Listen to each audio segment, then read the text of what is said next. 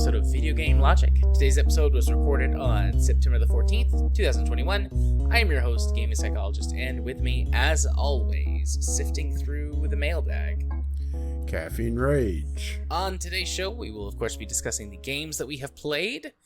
We're going over a lot of news topics. Epic versus Apple's court decision. Twitch sues its users over hate raids. Specifically from the community corner, GameStop says it's moving beyond games, evolving to become a technology company. China bans all new video games as it warns children are addicted to, quote, electronic drugs. SWAT 4 and Rainbow Six Vegas are rendered unplayable due to dynamic ads. And an Indian news channel uses Arma 3 gameplay footage to claim Pakistan bombed Afghanistan. And as long as time allows, we will have a Steam discovery queue. Timestamps will be in the show notes following the respective topics. Hello, Rage. Hello. Hello. Yeah, I just spotted The Verge have a breakdown of the Epic Apple thing, so that's probably a good place to go as well. So I just added that to the show notes. Another A one. last minute edition. The Epic Apple thing also is mixed. We put it in regular news instead of just community corner because we did get quite a few community submissions, but we've been talking about this for over a year now. So it kind of also is general news. Plus, we wanted Twitch, suing people to not get lonely, so it needed a buddy. Yeah. Yeah, they both... Well, all three of them suck, but True. And, everybody needs a buddy. I've got you. You've got me. Send help. Send help. There might be some other people included. I don't know. It depends on how much of a horrible person you're being. Right? How many people have I enslaved lately? That's good. Made some. Yeah, are you sure you were a Confederate soldier? Because I watched a 3-part documentary series talking about the evolution of the Confederacy. Like, I know you were just making a joke, but recently watched a 3-part documentary series that talk about the evolution of the Confederacy, which was its formation in leading up to the Civil War, and then the Reconstruction period, and then in the modern day. It was interesting, not surprising. I believe the modern day can be summed up in ding ding ding ding ding ding ding. Yeah, it was interesting, not surprising, and terrifying. So, those fuckers are scary, crazy people. Trust me, I know. Yeah. Yeah, you come into town and there's this business that does online auctions that it's just a good dozen or so mixture of Trump Confederate flags and threatening vague threats of violence if you get in the way of their freedoms. Yeah. Right? Yeah. Got one of those in town here too. They set up a little like a stall thing at the farmers market every weekend, and sometimes throughout the week too, across from my office. So you can look out the front window, and if you see, you're saying they're flipping them off all day? All day. I walk up to the front office, just raise the blinds, flip them the bird, and then close the blinds. And then later I come back, raise the blinds, flip them off, and you can always tell because they raise a flagpole or something in the back of their truck, and so you can see them fly all of their stupidity flags. No, they're loser banners. Right? Stars and bars, loser banner right there. Trump flag, loser banner. Right there. Yelling about how liberals are coming to take their guns. Loser banner. Absolutely. So, before we get canceled, and if we're going too political... Fuck it, I'm already canceled. I was canceled a long time ago, I'm sure. But yeah. Shall we dive into a non-loser banner? Well, one of mine is kind of a loser banner. Sort of. I can explain when it's my turn, though. Unless you want me to go first. Do you want to go first to describe your loser banner? I can, since I've got two. We'll sandwich you between mine.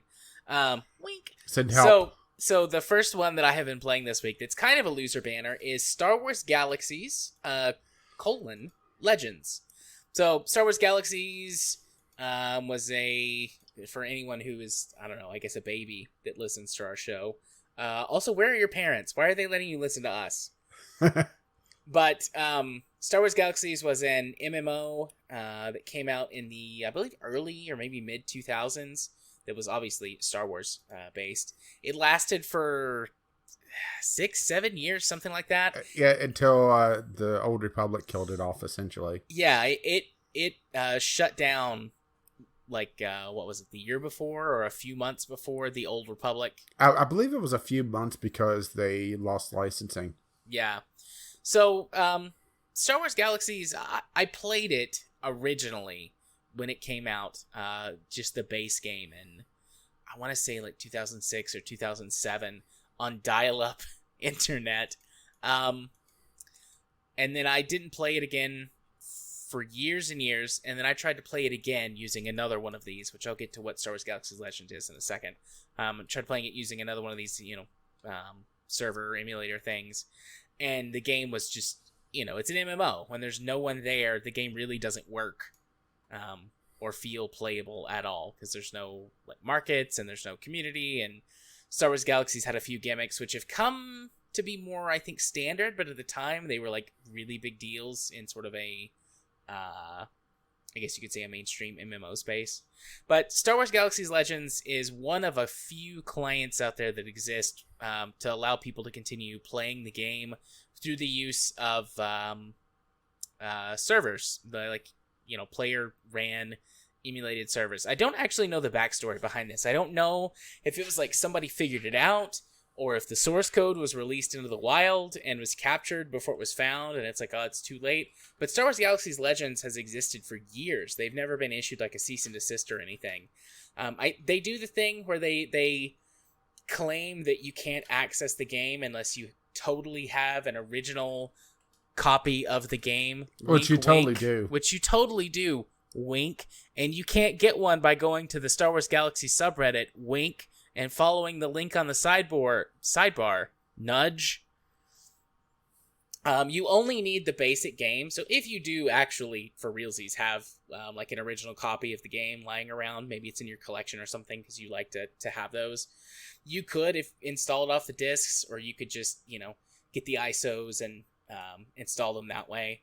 You don't actually need the discs, so once it's installed, you don't have to keep the ISOs mounted or anything.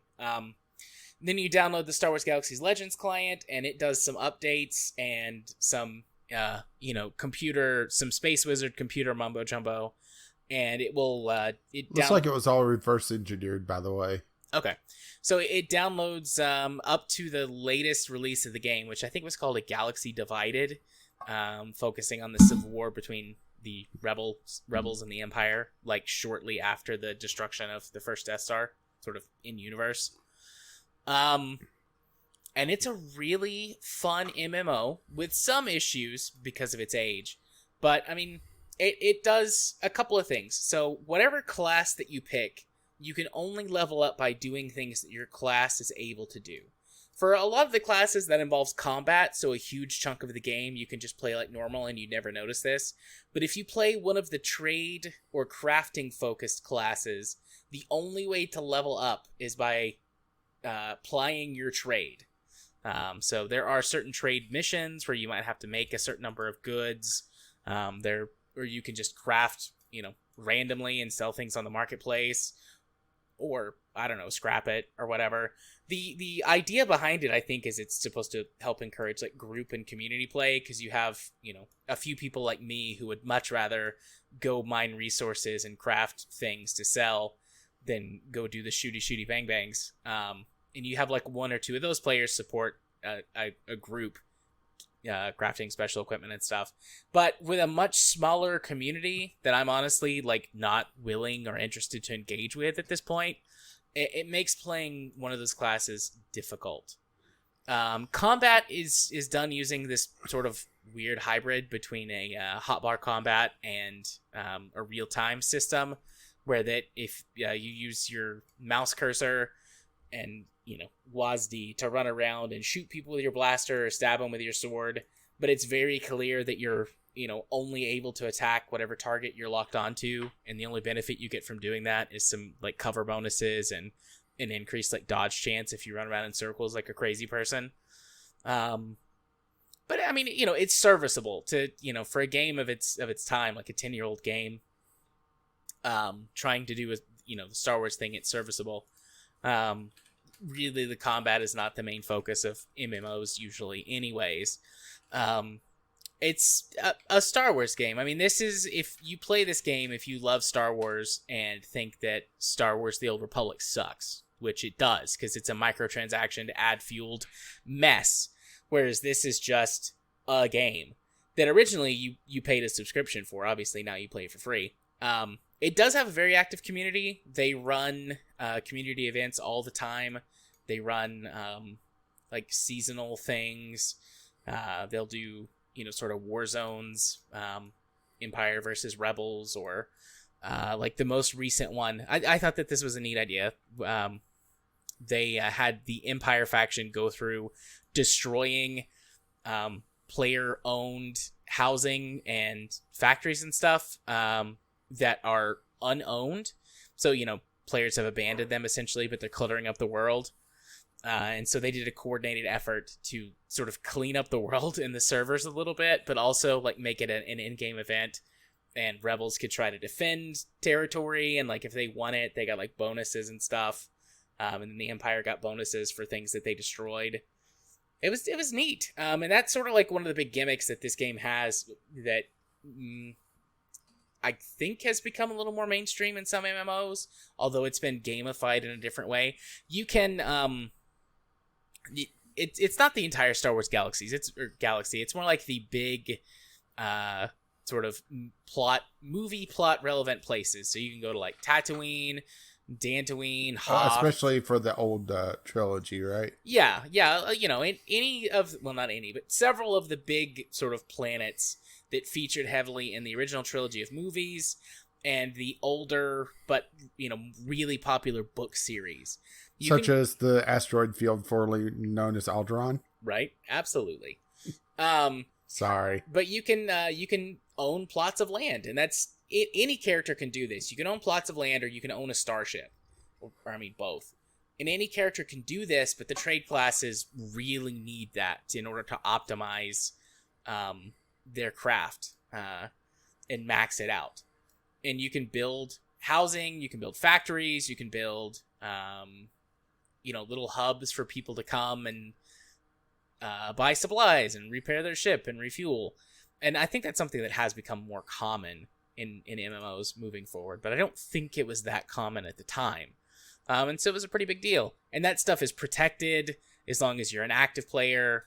But, obviously players who've stopped playing, that protection goes away. And I guess they've got like a little flag on them. I'm not quite sure. It might have been announced at the beginning, because I logged on and saw this at the end. But that's how they ran that event, where the Empire came and pushed over a bunch of the Rebels buildings. Yeah, I was doing a little bit more research, and it looks like it's actually a combination of reverse engineering and a source code leak. Nice. So they were in the process of reverse engineering it in 2011 through 2012. And in 2013, a former SOE employee leaked a copy of a 2010 production release source code client and server, along with the third-party libraries and development tools, to the project SWG developers. Whoops. Right? Right. And then it kind of got onto the internet, and now anybody could get access it if they look, totally not Google, right? Right. Totally not Google. Let's just put it this way. I typed source code leak, and there was like 3 or 4 GitHubs on the front page. Right. The game has got a few issues. I think they're fairly minor overall, and have been there are a few mods that exist to help with some of the help alleviate some of the worst ones. First of all, the game is showing its age in terms of graphical fidelity and little things here and there. Like you'll go to walk into something and like a table or whatever, and you're used to, at least I am with modern games, like everything has got collision mesh. And so you'll run into a table and your character will stop or something will get knocked over or whatever. But not all tables have collision meshes and physics. And so sometimes you just will like go walk into a room and you'll run through tables and boxes and chairs. And like there's one random thing that has physics. And you're like, yes, this will be important for a quest at some point. Right. So that, there's that. Graphically, it's dated. Its biggest issue, which it's like plastered all over. I don't know why this isn't just baked into the game. Like it's plastered everywhere on the forums. Like, hey, go get this mod. It's called No Squint. So the texting or the text and the menus and stuff don't dynamically resize based on your resolution.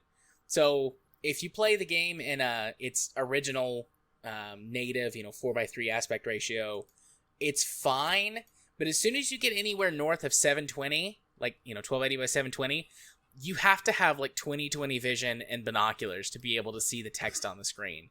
But you just download this mod and install it. It takes like, 2 minutes and it fixes that. So I don't know why that's not baked into the main game or like, the base game. Because most people have at least a 1080p monitor at this point. So, let's see. There's a few other issues that are like really small, like, obviously, they gotta drop you in with, it's Han Solo and it's C-3PO, and like very clearly they did not get Harrison Ford, and I can't remember the guy's name who played C-3PO, but like they did not get those people. So, like right away you're like, okay, yep, whatever. This is, but it's fine. Han Solo, but he has a cold. Yeah. Most of the game is not voice acted. Only, certain like major like scripted things are voice acted, and the rest of it is text. So the game does a good job of introducing you to all the stuff. Like you get pretty much everything you need on right away in like the training area. You get like a basic starship and weapons and gear and crafting tools. And now, okay, quick question. Does your spaceship look like a giant dick, or is that just the Bezos model? No, that's just the Bezos model. Okay. But it's fun. It's, it's Star Wars Galaxies. I had a good time. It, made me remember some memories of me playing this game in like, I don't know, middle school or something like that. Like, it was good. I enjoyed it. Actually, no, 2006. I would have been in high school. When did Star Wars Galaxies release? Because I think I played this game in middle school. Maybe I didn't. 2003. All right. Yeah, I definitely got it and played it in middle school. I'm surprised it wasn't the devil or something. No, my parents were always okay with Star Wars. They were okay with Star Wars, Lord of the Rings, Pokemans. No. Harry Potter, Pokemans, not allowed. Well, it's because witchcraft and evolution. Right, not allowed. But Star Wars, magic, space, religion, that's fine. Yeah, it could be Jesus. Could be Jesus. But it's a good experience. I'm going to keep playing it. I played through the training area and got to like level 10 on my trade focused character, and I was like, okay, I can't do this anymore. I'm going to have at least 2 characters, one combat focused one to feed resources to my trade based character to level him up. So I started over and I'm back in the training area again with a combat focused character. And that's where I got. I mean, it's just a client. You just got to install the game and have the client, and then it's just like any other MMO. All your stuff is online, so I'm playing it from both my laptop and my desktop with no issue. It's fun. Woo. What about you? Okay, so while you're off in a galaxy far, far away, I'm in a completely different dimension where everything is dodgeball related for some reason. I've been playing on and off for the last couple of weeks, Dodgeball Academia, which I keep wanting to call my Dodgeball Academia because it kind of nails especially the music in this game, nails the My Hero Academia chord. Well, I think it's just that kind of guitar right in the soundtrack. So this kind of harkens back to the old like Mario RPG sports games on like the original Game Boy. Whenever Mario Sports was kind of this mixture of RPG and sports, kind of where Golf Story was as well. Yeah. Where you're in this weird world where everything is dodgeball related. I mean, everything. World Wars was settled by this weird artifact that empowers people with extraordinary dodgeball related powers. And it plays as an RPG, only instead of battling, you're playing dodgeball. And it does this.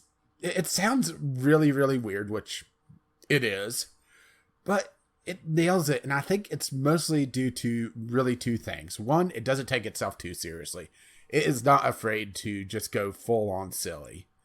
But two is that even the toughest, most important matches, at least as far as I've gotten, which is a bit over halfway through the game at this point, just don't last that long. You're looking at a couple minutes, which starts to get down to that range of like trash fights in like Final Fantasy these days, right? Yeah.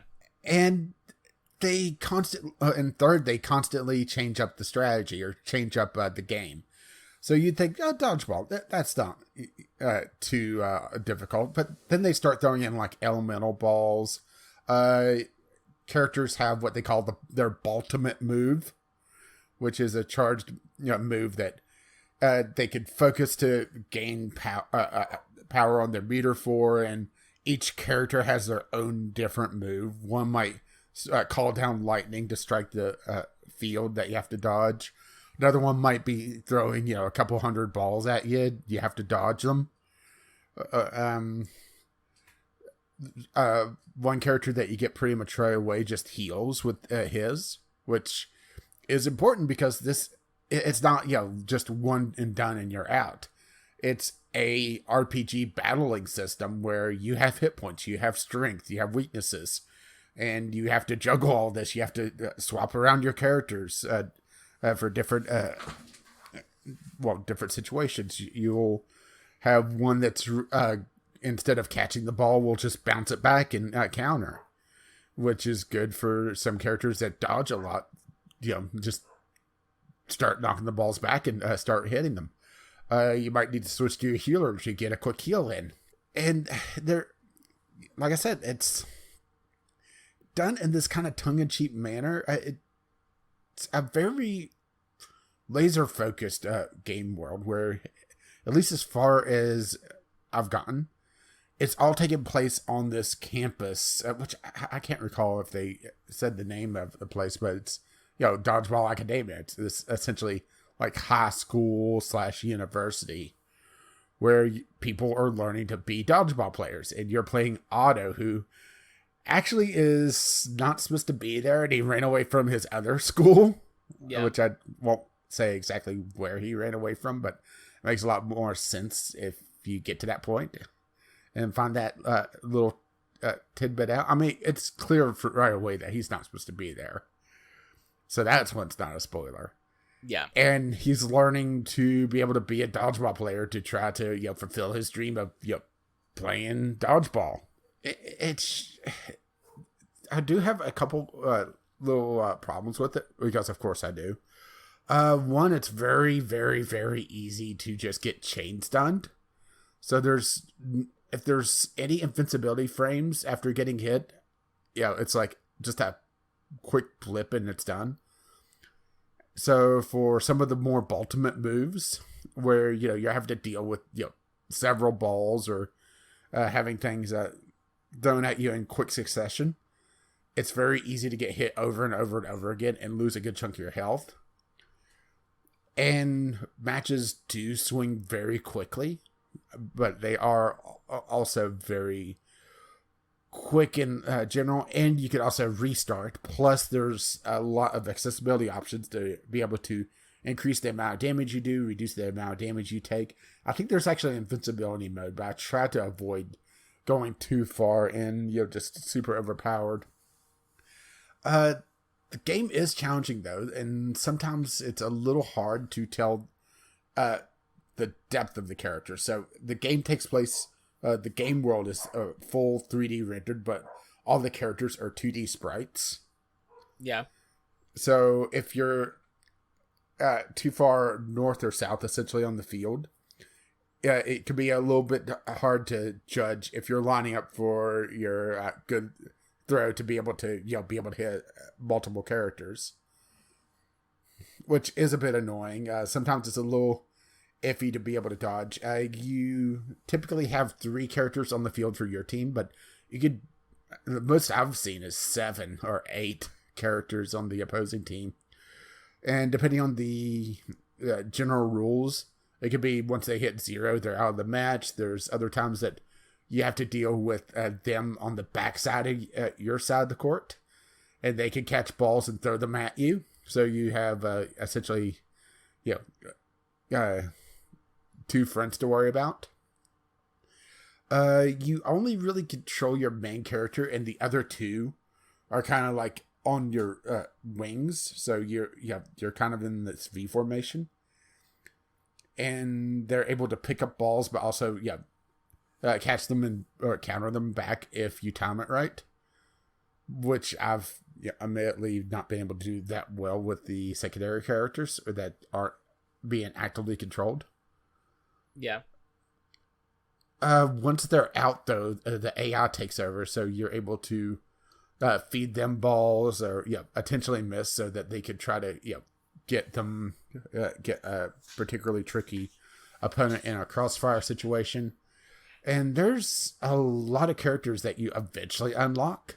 I will say that limited replayability unless you just want to play the story again, because it's pretty much an RPG, and it's a fairly short RPG. It's decent for the price, though. I think it's like 10 to 15 hours. But once you get through it, the only multiplayer mode is couch competitive / co-op, depending on your settings. But you can also go through and change all the parameters. So in some areas you might be fighting in the tall grass, and it has kind of that Pokemon sound effect whenever you trigger a random battle. So you might be fighting someone in tall grass and having to deal with that. There's one that you're actually playing in traffic, and you have to dodge cars as well as play dodgeball. Nice. And like I said, they're constantly changing things up. And I'm halfway through the game, and they're still throwing different and new things at me, which is rather impressive. And it doesn't feel tacked on like, I hate to use this comparison, but let's go with it. Like GTA, where, you're 20 hours in, you're still getting tutorial messages for new things. This, all feels cohesive. Like it's part of one system, and if you were to replay it, you would be able to do most of this pretty quickly. You do have to worry about your level ups, which is tied to the matches that you play, both in the story, going through fighting random matches. There's this one quest that I'm like halfway done with, that you go fight this guy every day, and every day he gets stronger and stronger and stronger. And it's going to be interesting to see where the conclusion of that one goes, because it's starting to get a little crazy, and it's just, your team against this one person, and they have like the health of everyone combined. Yeah. And in the first day, it's you find them and they have like 5 health, talking about how they're the strongest person in school. One thing that's kind of interesting is the item system.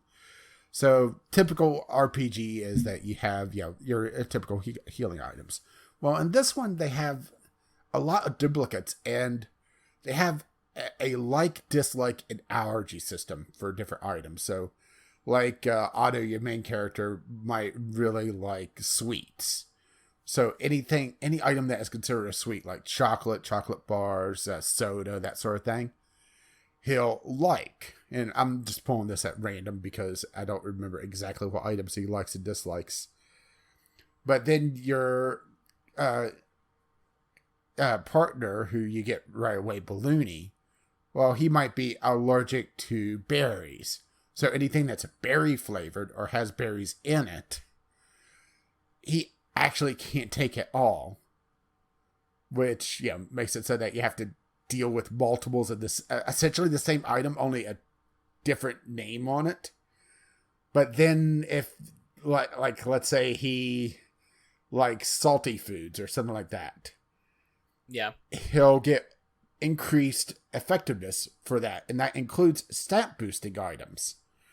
So you might end up with a character that needs a particular item to stat boost. There's strength, technique, agility, and I'm wanting to say one more, and I think it's focus. Agility is how quickly they move. Strength is how much they can attack. Technique, I believe, is the amount of extra damage they do with their special moves. And focus is how quickly they gain their ultimate bar, I believe. I could be mistaken on that one. But you might end up in a situation where you really want to use this item on this one person to help boost their stats.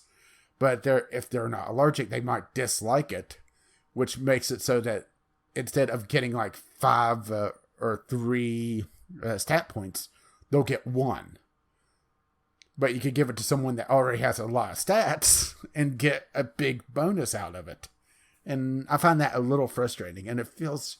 That's probably my biggest problem with it, is that it feels just kind of in the way. And it might be, once you get further in the game, it becomes less of a hassle because you have other things that you deal with. But at this point, it's just frustrating. Yeah. But yeah, I mean... I have really enjoyed it, and I will say that Humble Bundle is kind of turning into Tiny Build for me. I might not enjoy all their games, but they have at least a strong stable of games. Yeah. They have a fair amount of interesting ones, and the fact that they're all coming out on Game Pass now, their future ones, is really interesting because, they have some really, really interesting ones coming up. Especially the next Rocket Punks. Or sorry, the next Space Rebels. That's it. KSP only, crazy. So, yeah. I would say definitely worth a check out, especially on Game Pass. I'm not sure about it full price, though. I mean, $25 is a bit much unless you're invested into... you have like memories of the old Mario RPG sports games. Yeah. Or you just, kind of want just a wacky ride. And this is a very wacky world. So, yeah. Nice. I played it briefly. I didn't not continue playing it because I thought it was bad. I thought it was interesting. I played through the first, I don't know, hour to 2 hours of the game. And I enjoyed the time that I spent with it. And I kept saying to myself, I'm going to go back and play this.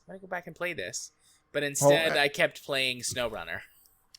Yeah, that's been kind of a problem for me as well. Especially after I've settled on a map and I'm starting to really dive into that one.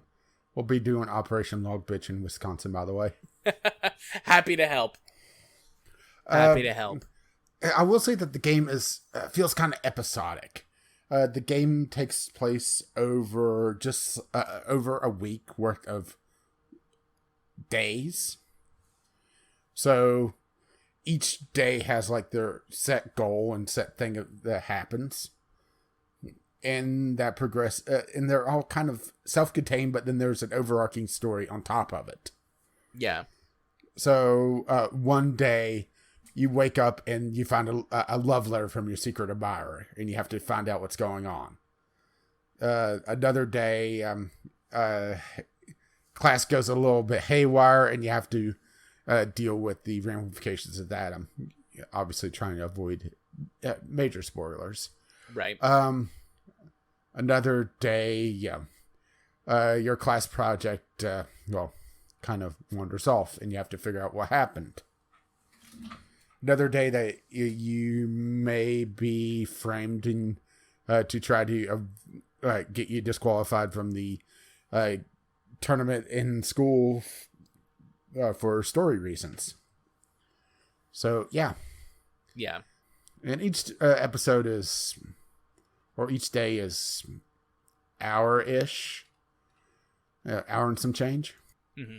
And that's not counting going through and doing like all the side battles that you can to try to level up and get max level to get extra abilities. And as you level up yourself and your characters, you get like extra damage on your throws. Your throws might suddenly burst into flames and cause a damage over time effect. Another character might stun from their charge throws. So yeah, well worth checking out though. Nice. So you have? Yeah, I have one more. I have Megamek, or well, Mech HQ actually, which is the suite of mech stuff. I talked about this briefly, and I think it was actually briefly. I don't think I'm being sarcastic with that briefly. Month or two. Let's see. It was, I think in June or July. So yeah, about 2 months ago.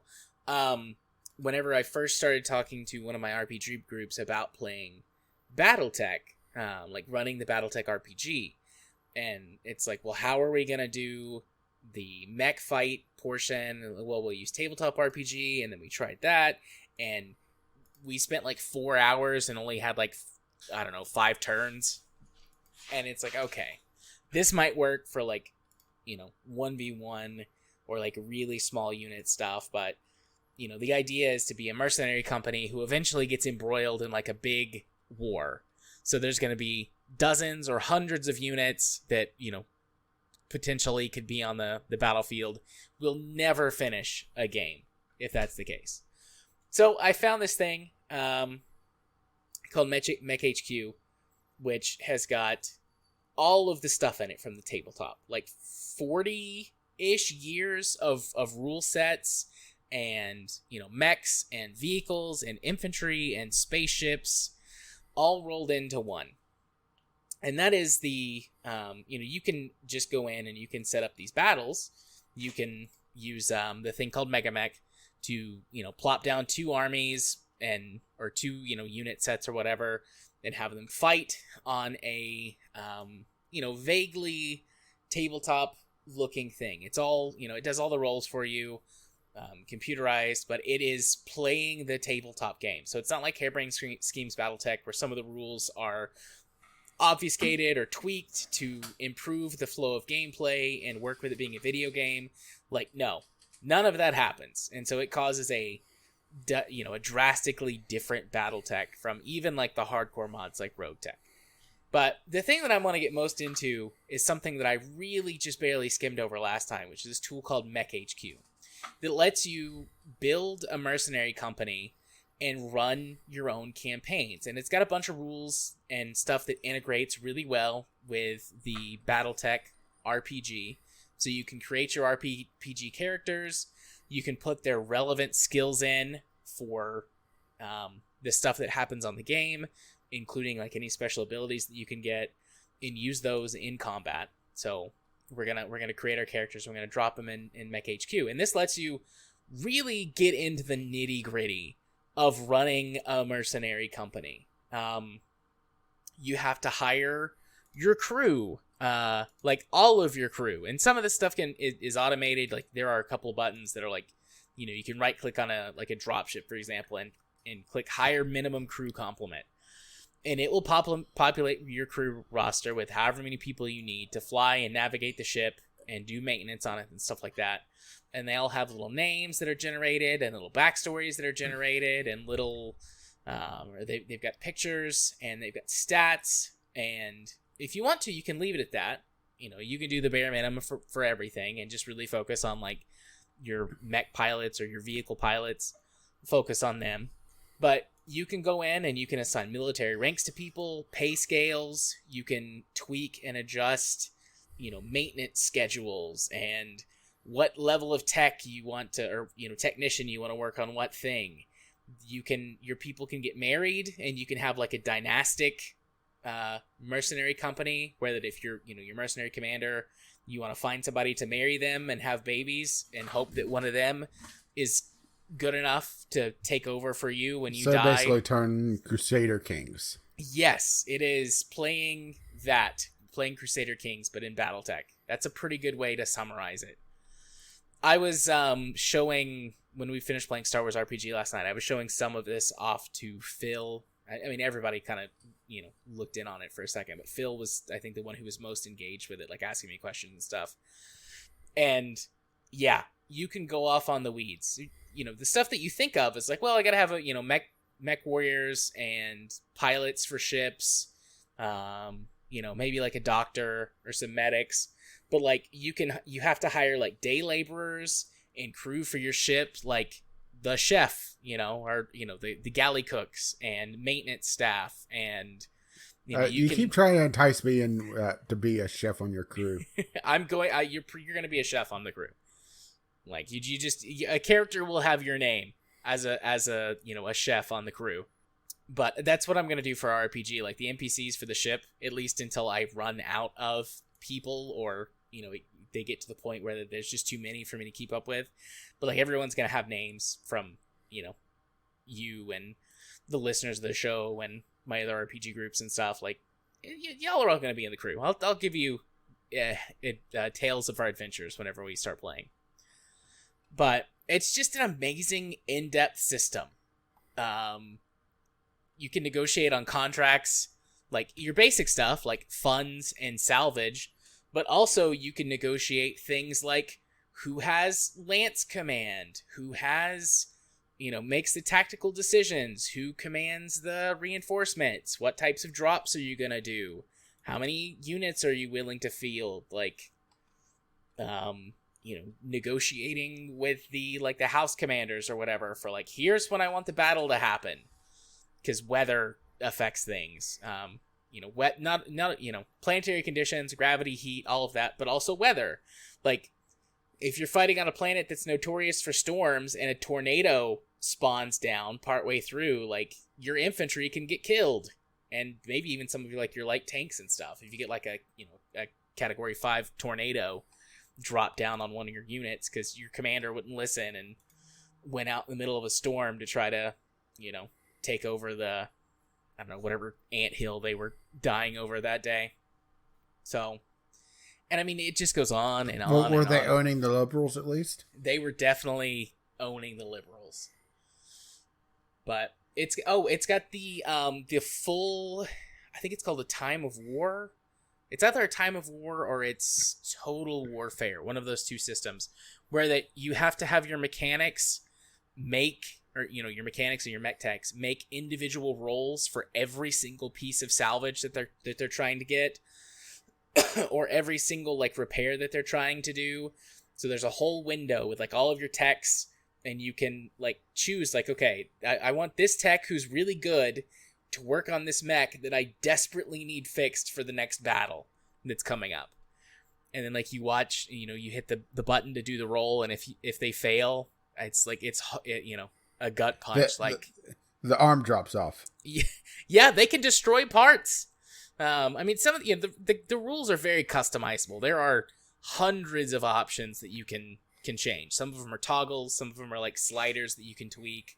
But you can toggle it so that techs, if they fail, don't break apart. But I want that rule on. I want to, if they fail and they break apart, like, too bad, so sad. Either you deploy with a busted mech or you come up with a different solution. It's got full tabletop customization rules for your mech. So no hard points, no limitations. You can do whatever the fuck you want as long as you stay within the tonnage limit for your mech. You want to put like a teeny tiny engine so it can only move 1 hex a turn, but slap 50 lasers on that bitch? Knock yourself out, son. Go for it. Become as hot as the surface of the sun for one glorious moment before you keel over from heat death. It's great. It's my new fucking crack. I played it. Well, that's still SnowRunner for me. Well, I mean, I'm still playing the shit out of SnowRunner too, but since it's still messed up on my laptop when I'm at work, like I'm playing this. I'm learning the system. We're supposed to start in 3 weeks. Start the campaign in 3 weeks. So I've got to learn the system and how to integrate all of the things and how to like export spreadsheets and then import other spreadsheets. It's great. I love it. But that's it. That's all I'm going to talk about for now. If I discover some, like, new grand thing about it, I might come back and talk about it. Otherwise, it'd just be like, you know, if we have adventures, I will discuss what those adventures were. So, that is it for me this week on Games Played. Take a sip of my tea. Still delicious. I like to take and mix Earl Grey with green tea hot. Sometimes. Yes, hot. And that gives you a nice flavor profile. Well, me, I have my mocha pot coffee, so. Yeah. I know tea still has caffeine, but less than the coffee that I brew. And I had 2 pots of coffee at work today. So I thought I would not Well, it took a have lot any of coffee energy tonight. flipping off that guy with all the flags. That's true. I kept having to go out there and flip him off, and it just like, whew, it was exhausting. Okay. Speaking of things that are exhausting, let's go talk about some court stuff. You want to do that? Woo! So, we're going to talk about the Epic versus Apple court decision as part of our first news, for our first news topic. Again, like I said at the top of the show, this was both a community corner, but also some non-community corner stuff, just because of how long it's been going on and things that we've pulled in for, you know, months and months and months now. So it's not hanging out in the community corner section, but there was a lot of community contribution this week towards this generalized topic about the Epic and Apple lawsuit. Yeah. Oh boy, right? I'm not going to have fun putting together these show notes. So the Epic Apple lawsuit, which began last August, August 2020, I guess, if you find this in archive form and are listening to it. In August and we're 2020, sorry. Well, Jared's not. I'm not sorry. And so in August 2020, this lawsuit between Epic and Apple started. And the Cliff Notes version of why it happened was that Epic Games didn't like paying the, I believe it was 30% fee to Apple that they had to through the App Store. So if you were playing Fortnite or any other games on the App Store, or you know, on your Apple device, and you wanted to make an in-app purchase, Apple gets 30% right off the top. And this is not something that is new or like unique to Apple. The percentage, I think, is like Apple has got one of the highest percentages in the market, maybe the highest, but you know, Google does this with the Play Store, and Samsung does it with their own built-in store, and you know, so on and so forth. So this is not a new thing. And Epic tried to go around this by directing people out of the app to make purchases. Yeah, go for it. Google has a 15% take on theirs. Okay, so Apple's is higher. That's actually from early this year that they changed it. So it took effect in July. Okay. Originally, it was the standard 30 as well. Right. But so, you know, Epic was directing people away from the App Store, you know, out of the app to purchase things to... Or was it that? Or was it they had a built-in thing that didn't go through the App Store? They, from what I recall, and I'm sure it's somewhere in this mess of links, but they were directing people to a third part, to their own payment method to be able to buy V-Bucks, which was circumventing the in-app purchase that Apple required all apps to take to go through their service, which is where they take the 30%. Apple said, fuck you, kicked them from the App Store. And how about that? Epic had this whole big ad campaign all set and ready to go. Almost like they were planning this, huh? Right. What one might think, reasonably, correctly, that they were ready for this. Yeah, I mean, they had a 1984 ad ready to go, which was an homage to, or I should say, an homage to Apple as much as Fortnite does homages to, pop culture dances, for example, right? Right. Yes.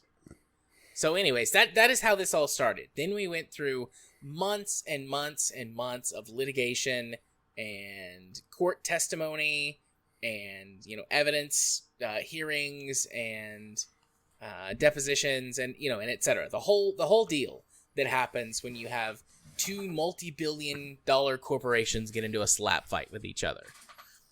All of that went down. There's your Cliff Note summary. If you want to, learn more, there is. Did you get the link to the 2-hour YouTube video that Q put in our in Discord? The one I have on here is the half-hour one that's actually more in depth. That is more laser focused. Okay, from the same channel though. Okay, so yeah, there's a couple videos. There's probably more than a couple there, but there are videos you can go watch. There are plenty of news articles you can go read. Getting into the details on that if you're interested in it. So we get to the end of the lawsuit, and essentially, Epic wins? ? Not really. Epic did win. Okay, hang on. Where's my summary? I've got pulled up here. I took some notes. The Verge is a good actually rundown. Essentially, the big winner on this was Apple, where they upheld the contract, saying that Epic broke it and got like 3 seconds worth of full Fortnite money, $12 million for a breach of contract. Epic technically pulled off a win where they are essentially forcing Apple to allow linking to third-party payment methods, but they don't have to be able to do it in app, and it's going to be clunky most likely, and probably more of a hassle than what it's worth. But they're still blocked from the Apple ecosystem because the judge agreed that they broke contract, and it's within Apple's rights to ban them from the platform. So, all right. Yes. I've got. I took some notes. So yeah. So you said Epic had to pay Apple for the stuff, and then Apple. I think it's $12 million or thereabouts. Let's see. According to this, damages equal to 30% of the $12,167,719 in revenue that Epic Games collected from users in the Fortnite app on iOS through Epic Direct Payment between August and October of 2020, plus 30% of any revenue Epic Games collected from November 1st, 2020 through the date of the judgment, and interest in accordance with the law. So 30% of $12 million, basically, which is would have been Apple's cut. And then Apple pulled Fortnite from the App Store, but the court ruled that even after that, Epic had to pay 30% of revenue that they collected. I assume that this means through the Fortnite mobile app on Apple devices from November 2020 through the end of the lawsuit, or the end of the court date of judgment, which is, who knows how much money it is. It's a shitload. They had to pay 30% of a shitload and 30% of an assload of money to Apple. But there's a slap fight between fans of Epic and fanboys of Apple about who won. Let them because, like you said, each other. Huh? Let them destroy each other. Right? Because, I mean, like you said, Apple kind of won because they got some money, but Epic also kind of won because Apple now has to let all apps be able to link to an outside store. Yeah, but they also lost because they're not on iPhone. So, right? Yep, they are not. Currently, Fortnite is not on the Apple App Store, and Apple hasn't said whether or not they're going to reinstate them back to the App Store. It was like, this came up in the court case, and it was ruled that it was lawful for Apple to terminate Epic's developer account and keep them off of their platform if they choose so, since Epic did break the terms of service.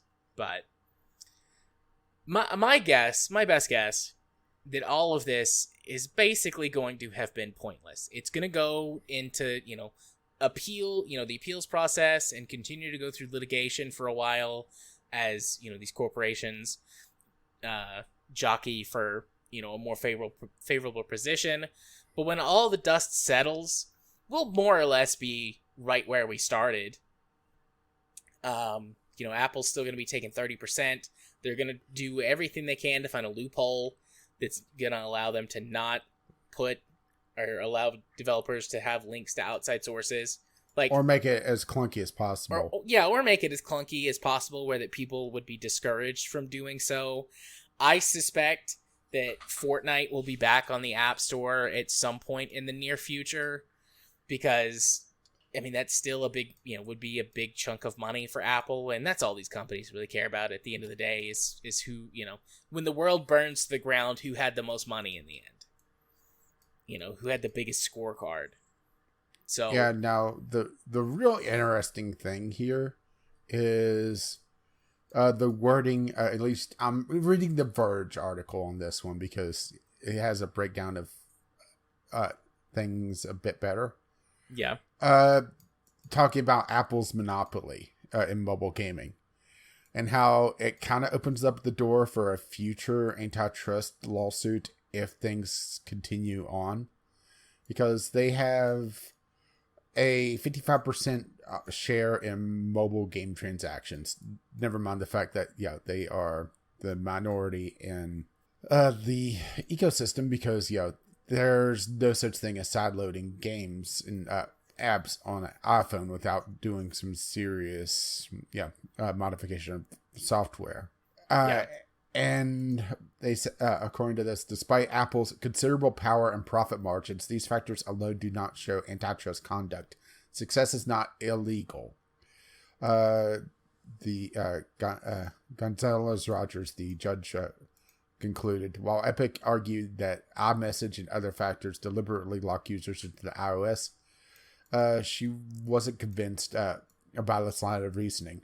But from what I've read and heard from people taking notes from this, is that it might be more of an issue that Epic didn't ask the right questions on this, or at least in her mind.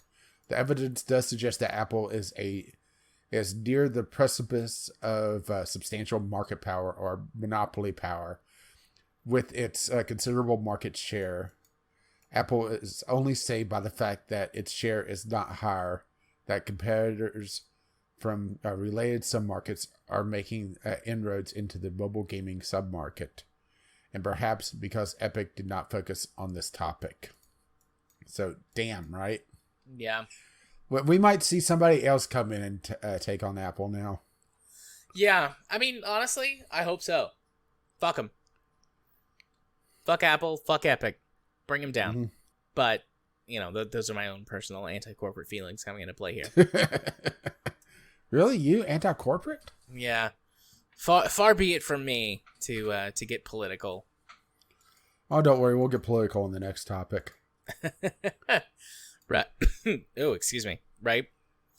I don't, for all of the articles and coverage that we got, I don't know what else I have to add to the discussion. A lot of it is just, they won on this, and this, and they won on this, and this. But at the end of the day, it's kind of just hurry up and wait now because there's going to be appeals. Yeah.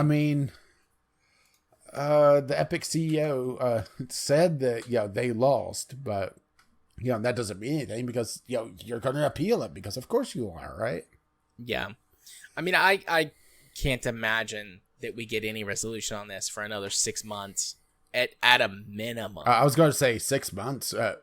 What type of speedy case are you expecting? I think if a judge is or, a series of judges are no, this was litigated, this is done. If he gets ran up the chain pretty quickly, I could see that, happening like that. But I don't think it will. I think this is going to be in litigation for a year, maybe more. Some things will take effect and they'll have to comply, but I suspect this will be in litigation for a couple of years.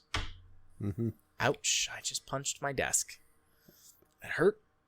Well, don't do that. Right? I just got so mad. No, I'm just clumsy. Yeah. I mean, that's pretty much it. There's at least one video that goes into it a bit more. It's half an hour and some change. Yeah. That will discuss it a bit more. And the 2 hour one, it seemed like it was a lot of going through and reading out the actual decision. And the half-hour one is more concise, but it's more laser focused. It has a lot less fluff and trying to go back and forth and figure out what's going on. Yeah. So I was just going to worry about that one. Although we do appreciate getting all the submissions on it. Yeah. I've had a chance to watch the videos. I'm going to. Tomorrow should be a slow day at work, so I'll watch some legal videos and play Mech HQ. Well, if SnowRunner's not busted, I'll play SnowRunner. But it keeps misbehaving on my laptop. It's fine on my I mean, I had this conversation with you. It just keeps giving me some error. And it was launching from the Windows. Well, verify your Steam integrity. Right. It was launching from the Microsoft Store, but now it's not doing that. Like, it'll just like sit there and not the screen will just stay black. No matter what I do. But it's fine on my desktop. I haven't lost any progress. I haven't had any issues. No problems with mods. No nothing. So I don't know what has happened on my laptop. Yeah, the weird thing for me on Game Pass is Wreckfest keeps downloading the old version. And I don't know why. Weird. So everybody's talking about how awesome the Carmageddon season was. Can't play it because Right. Okay. Do you have more things you want to talk about with the Epic lawsuit, or do you want to go talk about another lawsuit? Let's go talk about another one, because this one, I don't think we have a lot more to say, at least at this time, until more definitive stuff comes out. Because Yeah. So let's see. This article says yesterday, but the article was written on September the 10th, so that would have been September the 9th. So about a week ago, a little less than a week ago, Twitch filed a lawsuit against users who have been behind or allegedly have been behind the recent hate raids, which, in case you don't know, there have been people who have been spamming both themselves and with bots going into people's chat, mostly trans people, but also I need to go grab the gym position for this, actually, because that would be a good kind of too long down a read. Yeah, but mostly trans people, but also minorities, and just in general the LGBTQ community, going in and spamming lots of hateful messages in their chat, racial slurs, death threats, etc. Which they've been using the accessibility and the tags for LGBTQ, for disabled, for black Twitch users, just going in and being assholes, which was originally designed to be able to find like-minded communities, and right. Yeah, right. But yes. And people have been complaining about the lack of Twitch tools on Twitch, moderation tools and whatnot ever since Twitch was the thing. Yeah, and the problem is that a lot of these raids are going after smaller YouTubers, Twitch users. I'm on YouTube right now, grabbing Gym Acquisition, and these small Twitch streamers, it's usually one person thing. So if there's this big raid come on, they either have to shut down chat, which kind of negates at least part of the reason to stream in the first place, that community interaction, to just go to subs only, assuming that they're even big enough to be able to have subscribers, because once again, deputize a couple people from chat, which then you start running into, well, what if they were one of the assholes that came in as well? Right. So it just caused such a big mess that people would just shut down their stream. And for people that's doing this as a hobby, it might be discouraging and heart-wrenching, but for people that's doing it as like a part-time job or their full-time job, assuming that they might be big enough for that, especially in parts of the world where the cost of living isn't that expensive. It's a lot easier to do something like Twitch streaming for a job, so they might lose a day's work because of this, and because they're tagging themselves with these tags to be able to have people for their communities find them. They are putting, once again, a target on their backs. But if they don't have these tags, then they're just going to be lost in the absolute shit show that is Twitch discoverability. So, damned if you do, damned if you don't. Yep, absolutely. And I want to come out and say that I'm not blaming them for having the tags, because the tags are there for discoverability. It's not them that's the assholes. It's these two motherfuckers, especially on these two that are getting sued, that are kind of the ringleaders on at least part of this. But they're not the only two. Yeah. Far from it. No, I was Twitch has say, a severe problem with this. Yeah. I was going to say, definitely, there are more than just two perpetrators of this, nastiness. Just a horrible way to treat people. So, anyways, though, Twitch, well, let's see, was it last week or was it 2 weeks ago? It was on the 1st, I believe. So just under 2 weeks ago. Yeah. We didn't actually talk about it, I don't think, because it was kind of just breaking the day before, or I should say getting really popular to on the news sites, and I wasn't 100% sure just how to handle it, because the day without Twitch, where a lot of these targeted streamers just shut down for the day and essentially protested.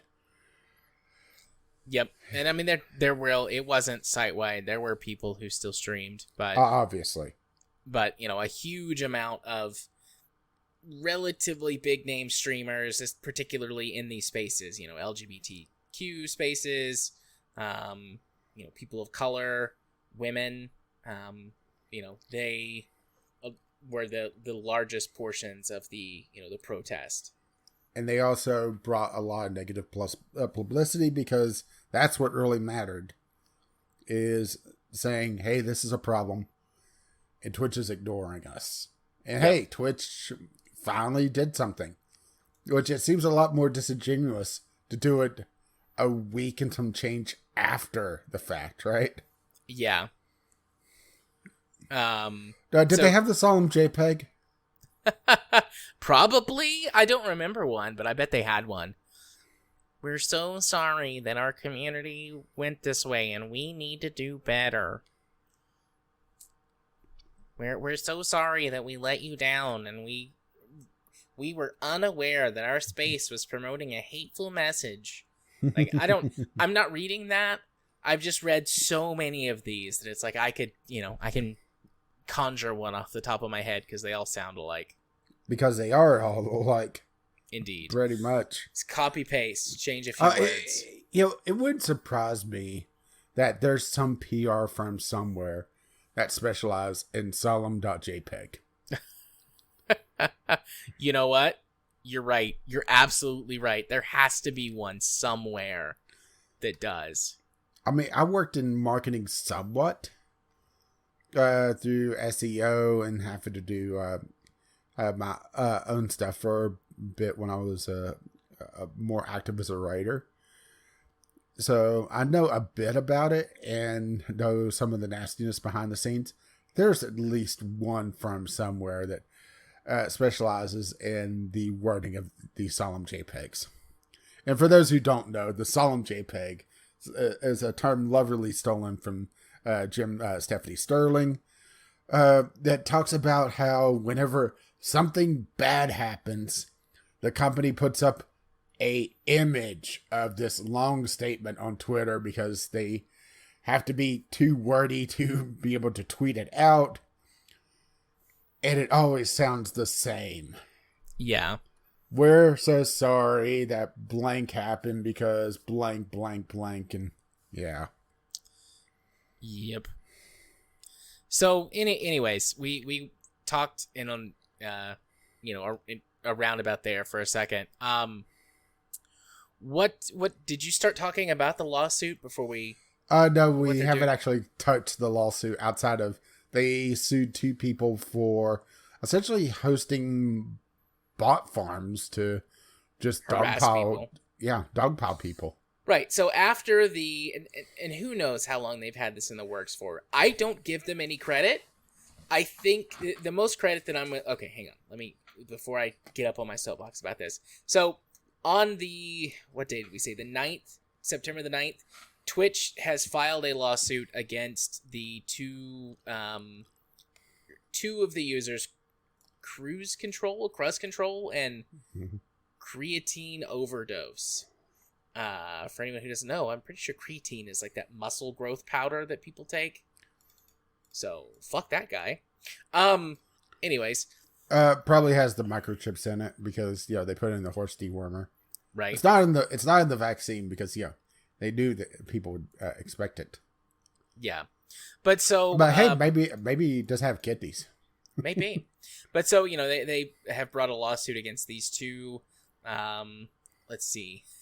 The case states that Twitch took, quote, swift action and spent, quote, significant resources investigating and banning defendants to halt their actions. Yeah, 5 minutes after they started to get bad publicity.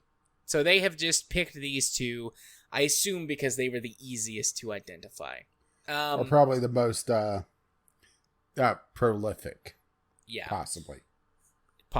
So here's, obviously I have no idea how much effort they actually put into this. I do not give them the benefit of the doubt. They have had many, many, many scandals over the last few years, and I'm sure more before that I'm not aware of, where that repeatedly, time and time again, their community has said, this is a problem. You don't enforce your guidelines fairly and evenly, if at all, with certain groups of people. We get harassed, we get dogpiled, we wind up being the ones who, suffer from it, and you don't do anything. And then, you get the solemn JPEG and like a token action and move on. So I don't give them any credit for putting any time or effort into this. What I was saying before we started recording was that what I bet they did was their legal team was like, hey, this has finally gotten bad enough that if we don't do something, someone might actually like sue us and win. Because or get seriously injured and their family sue us. Yeah. So, because we could lose a lawsuit on negligence. So we need to do something, even if we don't win, and even if it's not much, we need to do something so we can say, no, we were trying, and have a legal defense in court. That's my guess for why this came up. Because the protest was enough that lawyers, the legal team was like, hey guys, we should probably do something about this. And then they had like 2 lunches where they discussed it and then filed a lawsuit and then all went back to like, I don't know, jerking each other off or whatever it is that they do there. Allegedly. They allegedly jerk each other off. Yeah. Oh. So. Okay. You just got me thinking of Brain Blaze. Have you ever watched that channel? No. I do okay. It's well, it was Business Blaze, and they talk about all sorts of random shit, and to save himself from getting sued, he says allegedly all the time. It just got me thinking about it. I'll have to send you a link on that one. That's what you do. That's what everything has taught me always. You just say allegedly, and then you can't be sued. Problem solved? ? Yeah, this guy has a good half dozen to a dozen different channels that he does. Yeah. I know, off topic, but what the hell, right? What else is new for us, right? There you go. Enjoy. Thanks. That'll be something to watch later. Let's just put it this way. Do billionaires make the world a better place? Genius inventions that we don't deserve? Marlboro wants to make asthma inhalers. The wildest times Simpsons allegedly foretold the future. Craziest stories from Greyhound buses. Absurd children toys you won't believe are real. I probably would. I have a child. Well, like an airplane crashing into an analog of the Twin Towers. Oh, yeah, absolutely. I believe that that's real. The best Area 51 conspiracy theories. So all sorts of fun stuff. But we're off topic as per usual. Yeah. So that, I mean, honestly, that's my feelings on the whole deal. Epic is or not Epic, although Epic too. Fuck them. But Twitch Allegedly. is doing the bare minimum possible to make sure that, you know, they cover their asses for the future, so that if anyone ever sues them, they can be like, no, we tried. See? Yeah, especially if someone gets swatted and killed. Yeah. Because it's kind of fallen out of favor after that one guy got killed. But, I bet you it still happens. And, all right. Yeah. So shall we talk about other things? Yeah, let's scoot on down to our official community corner section, which is most of our news this week. But hey, that's okay. If you wish to send us more stuff, vglpodcast@gmail.com. Tweet it to us, vglpodcast on the Twitter. Yes, that's still active, even though nobody really uses it anymore. The most active one, though, is the Discord, which you can find over at vglpodcast.podbean.com. Indeed. So, GameStop says it's moving beyond games and evolving to become a technology company. Right. Yeah, I mean, let's be real here. Last time I was in a GameStop, they had very little to do with the video games. I was literally about to say, let's be real here. GameStop is barely a video game company as it is. They're much more a toy sort of knick-knack, like video game knick-knack company. No, here's what they are. They're the outlet store for Funko Pop. True. That is true. I did not go in, but I saw a GameStop the other day, and as I drove past, I looked, because it's in like a strip mall or whatever, so the front is just like glass, and looked inside, and yeah, huge stands of Funko Pops and statues or whatever, like gaming related statues. Okay, gaming related statues, all right, but I have a pseudo dislike of Funko Pops. Why is that? Because 90 to 95% of the time, it's not the character. It's just the Funko Pop branded version of that character. It doesn't look anything like it. It's just this horrendous, square-headed freak of nature with dark, soulless eyes staring at you and looking at you no matter where you go. Fair enough, I guess. I've never been big into Funko Pops, but not because of that. Just I don't care to have much in the way of useless crap. What, you don't want Funko Pop 2733? No, I'm good. This one's the slightly different colored version of that alternate costume that Sub-Zero had 20 years ago that nobody ever remembers because it was in that shitty 3D brawler Mortal Kombat game. No, I'm good. Okay, just making sure. Yeah, I mean, when it comes to just having random tat around my house, I've got a kid, so I've got enough of that. Yeah, I try, I'm pretty sure your kid's not shouldn't be described as tat. Touche. Most of my stuff that I buy too much of that I don't need is art, video game related, and RPG related art. Oh, mine's just cooking bullshit. Yeah. So I'm not trying to pretend that I'm better than that. Like, I just have my own thing that's taking up inordinate amounts of space in my house.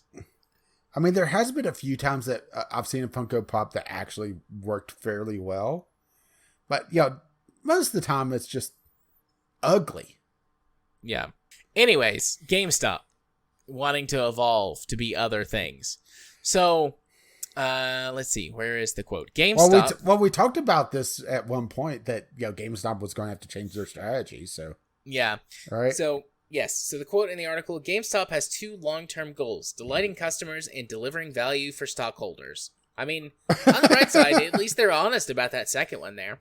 Yeah. But what about that first one? They're not very honest there. No, they're not. We are evolving from a video game retailer to a technology company that connects customers with games, entertainment, and a wide assortment of products, the retailer said, in a filing with the SEC. We're focused on offering vast product selection, competitive pricing, and fast shipping, supported by high touch. I don't know if it's supposed to be high tech, but high touch customer service and frictionless e-commerce and in-store experience. They're looking at growing their product catalog. I'm pretty sure you shouldn't be high touch during a pandemic. That's just my opinion, though. Or in general, honestly, like, Now, Jared, I want you. Jared, I want you to stop. And I want you to remember that you're not supposed to be high touch.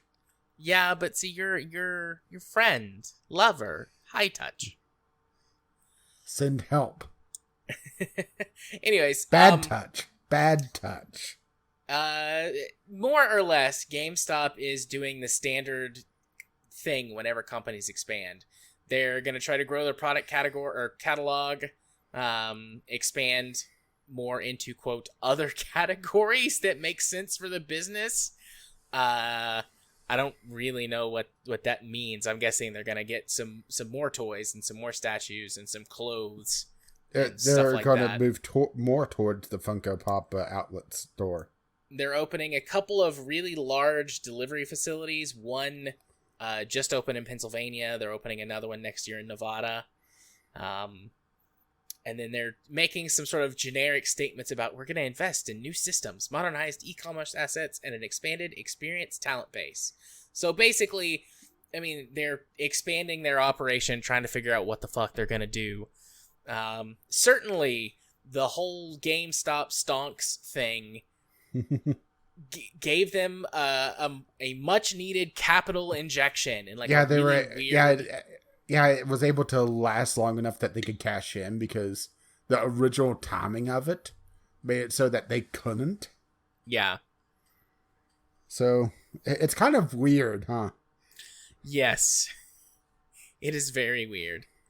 But, and this is why I don't invest, because you get some meme lords deciding to fuck with the market and suddenly, well, I get to have saltine crackers for dinner. Yeah, I mean, it's either meme lords or edgelord capitalists. One of the two. Take your pick. If I'm going to bet on something, I'm going to do it on something pure, like cryptocurrency. He said as he looked directly at the camera to break the fourth wall. Never mind the fact that there was a big to-do about cryptocurrency in the last 2 days. Oh, God. Let's not go there today. Well, the fake announcement from Walmart? Yep. I saw that and I went, bullshit. See, I didn't see it until after Walmart said, no. Yeah. I didn't buy that for 1 second. I mean, it would have been neat. So you should have bought it for 1 second, then immediately sold it again. That's true. I could have made bajillions of dollars. Actually, I couldn't have. I don't have enough money to invest to make bajillions of dollars, but, Anyways, where were we? GameStop is yeah, who knows what they're going to do. I wish... GameStop is going full in on Funko Pops. I wish the regular-ass employees well. And GameStop's corporate overlords can suck my dick, allegedly. Where are we going to go next? Who's going to put me on some list now? We're going to talk about China. China bans all new video games as it warns children are addicted to electronic drugs. And this headline that we copied is misleading. because China is not actually banning all new games. What they are doing is banning new online games, which, granted, that's a lot of games, but that's not all games. So, yeah, well, that's what you get from the Daily Star, right? Yeah, so we got a little bit of a misleading article title there, but still, that doesn't really make this that much better. Although this is the first time China has done something like this with video games specifically. Well, considering they're also telling Tencent and NetEase to focus less on profit. Right? Yeah, which is interesting. I don't know what those companies are supposed to do. Like, that's in my limited knowledge and understanding of these two companies, they were set up to tackle like Western companies in their own spaces in the tech mission and gaming accomplished. space. Let's go home. I guess. I mean, China is the single largest market for anything on the whole fucking planet. India is a close second, and then America. Yeah, which I kind of feel bad, but kind of don't for some of the companies that are kowtowing to China to just try to get into the market, because it's not as easy as it sounds. It's not just, just make a Chinese version and that's it. You have to have actual offices there. Essentially, you have to be republished as a Chinese game through a third party in China, because that's Chinese rules. And it's just kind of crazy, all the hoops you have to go through. And now that this has gone down, if you're an online focused game, well, you're utterly screwed until China changes their mind, which who knows if that will happen, right? When or if that will happen, because China could just I suspect it will happen at some point. This isn't the first time China has done something like this. Yeah, they haven't true. done it quite in this manner, but they effectively did the same thing when they stopped handing out, licenses, or basically they stopped signing papers that said that companies could sell stuff in their country, specifically for video games, for like 8 or 9 months in 2017 or 2018. So, this isn't the first time that they've done something like this. The question is, how long will it last before they are pressured? I mean, China is certainly not as capitalistic as, America, Europe, Australia, etc. But they are becoming a more and more capitalist-driven state as large chunks of wealth are concentrated to a wealthy business executive class. And the government power that they have will only last for so long before it gets shifted over in the same way that it has in most of the rest of the quote-unquote first world, towards corporate influence on the government itself. Well, remember, this is also not the first time that they've cracked down recently on video games, because remember, just a couple weeks ago, they announced people under 18 get a whole 3 hours of gaming a week, right? Yeah. So, and I know, a large part of the Chinese culture, and boy, this is going to sound slightly racist, but hear me out, is about finding ways around rules, about breaking certain rules. Because that's just the way that they're brought up, is that those who get ahead are the ones that are able to find ways around the rules, that find that loophole. And that's kind of why you see this big surge of Chinese botters and hackers on online games, because that's how they're taught to play the game. In order to get ahead, it's not so much the skill, it's also, can you skirt the rules enough, right? Yeah. So this won't really stop gamers that are already in that mindset of, I'll just go on a VPN. Because that does get through that great firewall of China most of the time. But for those who don't know how to do it, or may not be able to pay for that extra service, they're kind of stuck. And it's just creating more of a class divide. And yes, I know. Video games aren't that important, but you're also looking at mental health and that escapism into something that's not an oppressive communist regime, right? Yeah. So, boy, right? we're running the gamut. Shitty U.S. corporate law, shitty U.S. corporations, shitty Chinese government policies and corporations. What's next? Well, don't worry. They'll use their VPNs to go review bomb the new Life is Strange. Yeah, that one didn't make it into the topic list, did it? No, it didn't. Okay. Yeah, that happened. But while we're here, right? Yeah. Although, gotta admit, if you want a good laugh, go look at some of the negative reviews on Life is Strange and go to Google Translate. There's a lot of people talking, yelling, well, if Tibet's a free area, well, then California is, right? Yeah. So, on to the next thing, you want to bash capitalism some more with me? Let's go for it. So, SWAT 4 and Rainbow Six Vegas rendered unplayable by dynamic ads. So, when I first saw this, I was like, hang on a second. Was there like a remaster for these games that I wasn't aware of? No. No, these are the original games, which SWAT 4 is 10-ish years old, and so is Rainbow Six Vegas. Oh, really? I thought SWAT 4 was newer than that. I thought SWAT 4 was early 2000s. I could be mistaken, though. Who knows? Rainbow Six Vegas, 2005.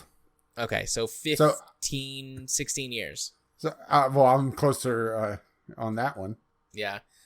And then Rainbow Six Vegas, I think, was like 2009 or 2010, something like that.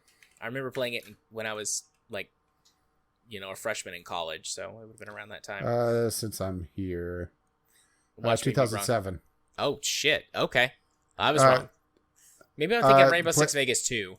Yeah, maybe. Additional release was 2006 with additional releases in 2007 to the PlayStation 3. Yeah. So, these games are old, but still enjoy Obviously a dedicated multiplayer community. But the along games with mod support and people doing user generated stuff with them. Right. But both games went down when an ad server was taken offline. The way that these games used ads, they weren't using static ads like we've seen in other games before. Like Alan Wake. Yeah, like Alan Wake, which has got, what is it, Verizon and Energizer. Yeah. Because remember, all the batteries were Energizers? Yes, I do remember that. But those games had, static ads. So, there was they paid some money to the developer to get their products in the game, and that's that. Static ads. One and done. But a lot of games use dynamic ads, so especially for games that are always online or if you're playing in multiplayer or whatever, and they're hooked into, some type of ad server that will run ads, on the game, on billboards or on TV screens or whatever. Like Paradise City, before, that one kind of got mothballed, was famous for having dynamic ads on the various billboards that you also broke through, which also made it so that you got a nice, good view of the ad, right? Yeah. But anyways, so dynamic ads, and I've had this conversation with somebody before. Maybe it was you on the show, maybe it was somebody in our audience, but how is this going to play out one day? Like, typically the game itself dies before the ad contract or the ad service or whatever. How is this going to play out one day, though, when an ad service goes offline or cancels a contract or something, as it relates to these games, which have this as like a core, development hook for them. And now we know the games just stop working. Or at least ones that are done poorly, because that's kind of the thing, is that I believe it was Paradise City. I saw some people talking about this one. It might actually be in the list of tweets from EEZ Streets, talking about how like Paradise City and those that have dynamic ads that are done better if they're unable to contact the server, instead of just crashing or locking up. They'll just load a template, something that's often kind of funny that is just a placeholder for where an ad would be. Yeah. So, what was happening though was that the ad server is offline. The games, or the Microsoft servers, or the in-game whatever, the host was like sending off like, "Hey, serve me those updated, sweet updated ads, please," and it was getting, no responses or. Yeah, it sounds like it was essentially timing out or giving some sort of oddball response. And then the game would be like, I don't know what to do with this, and then it would just stop working. Mm-hmm. But let's see. And this was also in single player. This wasn't just the multiplayer modes of these games. Right. So, is Easy Straight the name of the ad service, or is that no? That's Twitter user. That's a Twitter user. No, that's not just the Twitter user, but a mod developer for SWAT 4. Okay, so he making Elite Force for SWAT 4. Yeah. So what he did was he contacted Microsoft, and they eventually just turned off the server and had it stop giving responses that were confusing the ad or confusing the game, and got, I believe it was SWAT 4 working, and in theory it should also get Rainbow Six Vegas going as well. Yeah. So there you go. Your game of choice can be ruined by an ad service server thing. How does that make you feel? Kind of shitty. Me too. I mean, with our society, it does feel odd in some places to not see advertising, especially for sports. But that doesn't mean that it has to be real advertising. It could be jokes. It could be filler, Yeah.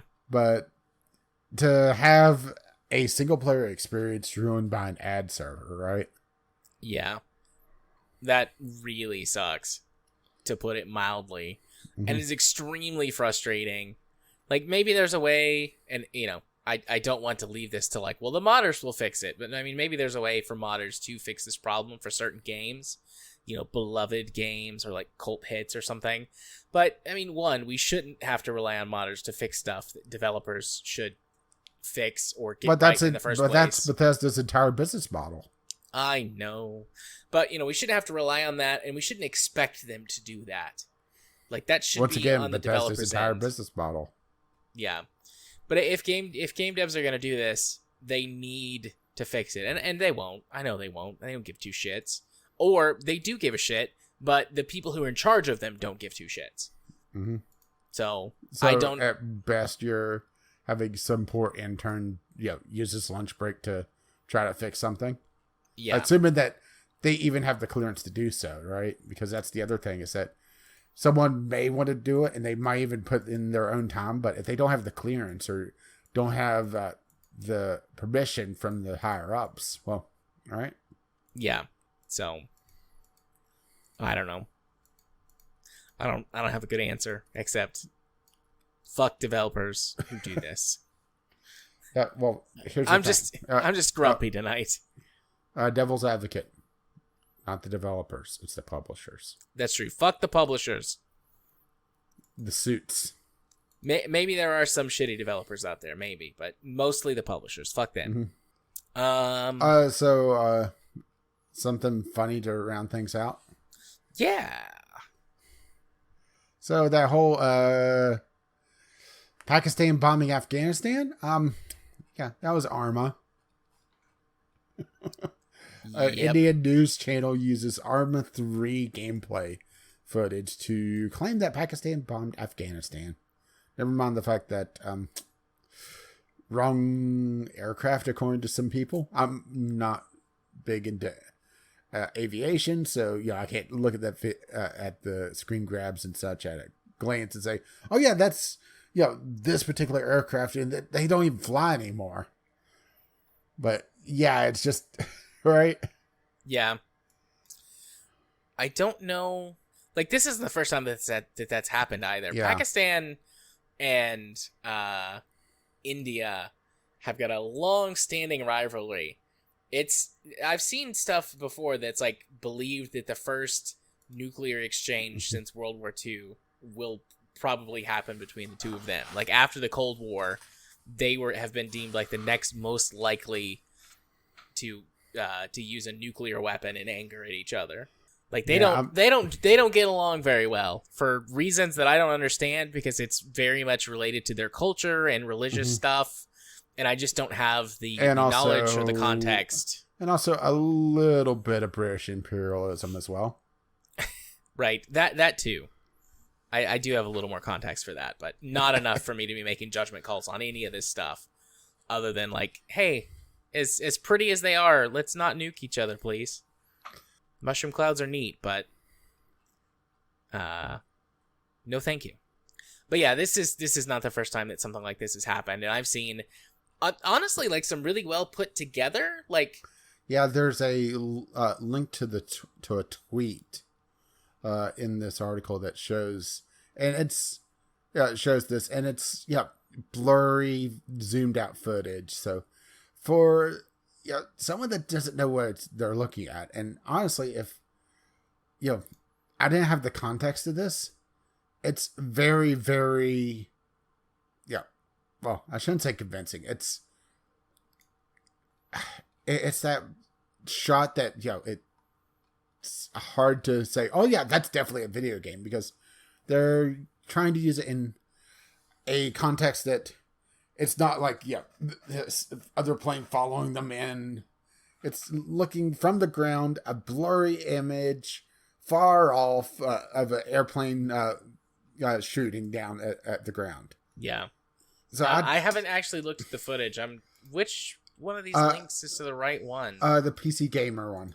The lone link on this heading.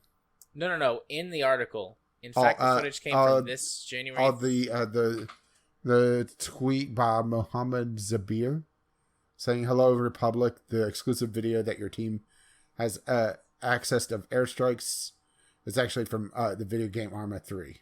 It's about a quarter of the way down the page. It's the very first thing that interrupts the text." Oh, that's a fucking A-10 Warthog. Yeah. They don't have those. As far as I know, the U.S. military maintains the exclusive right to fly that aircraft. I mean, well, like I said, I don't know aircraft, so. Right? No, absolutely. Someone who doesn't know that, like the way that this has been sort of like shittied up for TV, like it's shot on like a handy cam or something. Especially with that very large text over it as well. Yeah. But I mean, if you look at the original video, like, yeah, absolutely, this is obviously just a video game. But they've blurred it up a little bit, made it look like a crappy handy cam from like the 90s or something. So if you didn't know what plane you were looking at, I didn't look farther down to see the original video of someone doing game footage. Yeah. So yeah, deep fakes. Am I right? Well, it's not even deep fake. It's just filters. I know. But starting World War III over an Arma 3 YouTube video. Yeah. Somehow I always knew it was going to be Arma. Don't know how, but yeah. I'm just waiting for the KSP sequel to cause all the billionaires to leave the planet. Right. To go hunt Kerbals. There's that billionaire golf game. What is it? Where you come back to Earth, like a dying Earth. I don't remember what it's called, but it's like a mini golf game. Mm-hmm. I think you played that a while back, didn't you? Maybe. Now, see, I didn't scroll down far enough to see the original video. I just was looking at the tweet of their kind of shittied up video. Yeah. And just damn right. Yep. And, part of me wants to be like, well, who's dumb enough to believe this? But then it's like, I look over, like, outside, and it's like, I see all the Trump flags, and it's like, well... Well, that's the thing, is that this video was manipulated to look as convincing as possible. They, lowered the resolution. They blurred it up. They put a very large piece of text over the actual footage. So on this tweet, I would say half the screen or half the thing is the film, and a good quarter of that is covered up with text on top of that. Yeah. So yeah, a lot of manipulation on top of this. So if someone wants to buy into it, I definitely could see how. And that's on top of, or that's not even before you start getting into, well, they blurred it. They made it so that you can't really tell what the aircraft is. You just see an aircraft and something from the ground firing up at it and it firing back down. Yeah. And that's the thing, is that there's some news media out there that lives in a fantasy land that tries to just stir up shit. And I know you're thinking of one in particular on cable TV, but it's not exclusive to the U.S. Nope, absolutely. You are absolutely correct. It is not. But you are also absolutely correct that I'm thinking about good old Fox News. Allegedly. Right, allegedly good old. Truthfully, they are lying sacks of shit. Allegedly. So, is that it? Yeah, I think that is it. So once again, you can contact us, vglpodcast@gmail.com, tweet us, vglpodcast, or by the Discord, vglpodcast.podbean.com. So, do we want to doobly do? Time is it? 11:45? Yeah, I can doobly do. Okay, and as per usual, well, first we gotta hit the music, and I got mine all set up, ready to go. Go for it. And hey, turns out it's a review bomb game. Life is Strange: True Colors, the 3rd/4th game in the Life is Strange series, depending on how you consider Before the Storm, which was a prequel to the original. Life is Strange: True Colors, it's getting some really good reviews, but it is very, very difficult to swallow a AAA price tag on this. Yeah. The original and even the sequel, they were in the $20 to $30 range, that sweet spot of double A area. This is a $60 game, and it's doesn't seem like they're doing much beyond the original scope of the game and lengthwise or really scope. So it's just hard to really try to justify that one. If you're really, really invested into the Life is Strange universe, which it's kind of this weird sort of all in the same universe, but kind of not, because they don't really reference one another outside of maybe a small Easter egg here and there, then maybe go for it. But yeah, it's just, that is very, very tough to go for, at least at full price. I've heard really good. It does seem like it's about the same length as the other ones, and they're doing non-episodic gaming now, which actually not sure how I feel about that one, because they were doing the original Life is Strange and Life is Strange 2 kind of did episodic gaming right, where it kept to a pretty tight schedule. I mean, it wasn't amazing. There was a delay, I believe, on Life is Strange 2, so maybe that's why they went with a full game instead of episodic release this time. Yeah, but maybe. Yeah. I've heard really good things about it. Overall, some problems here and there, but mostly I've heard good things about it. So I don't know, but I agree with you. It's hard to stomach the higher price on it. Maybe though they've upped it from a AA to something, more akin to a AAA title. Who knows? Or maybe they're getting too big for their britches. Yeah, maybe. I guess maybe someday we'll find out. Well, I still need to play the second one, so. Same. Okay. So I got a game called Dice Legacy, a dice-based survival city builder set on a mysterious ring world. Your ship reached the shore of an uncharted continent Roll and use your dice to gather resources, expand, and defend your settlement. Survive the winter and interact with the strange inhabitants of the eerie world. It looks neat.